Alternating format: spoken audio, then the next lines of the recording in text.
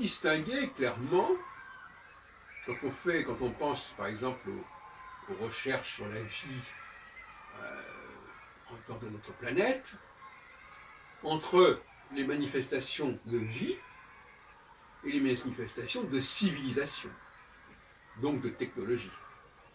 Découvrir qu'il y a de l'eau sur telle planète, c'est pas la même chose que découvrir un artefact technique, une maison, un monument, une inscription.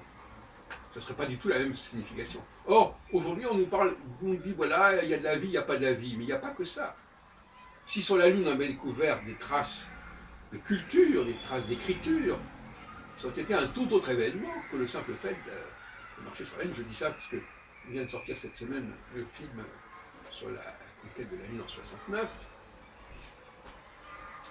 Et là, on a bien la différence.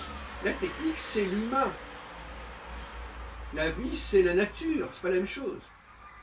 Alors, l'humain a besoin de la vie, mais l'humain apporte quelque chose. Il y a une valeur ajoutée de l'humain.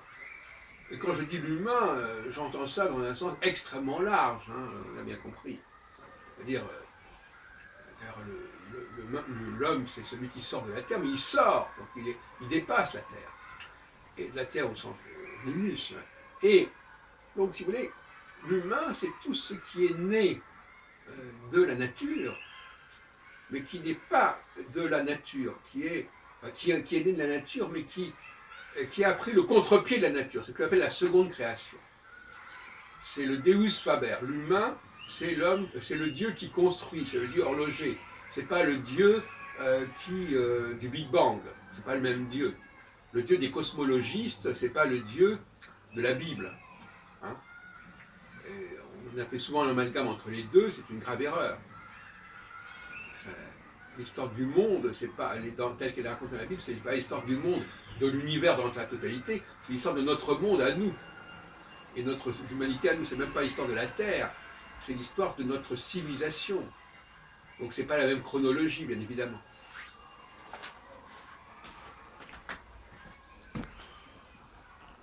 Donc on peut associer, on peut concilier le darwinisme avec le créationnisme.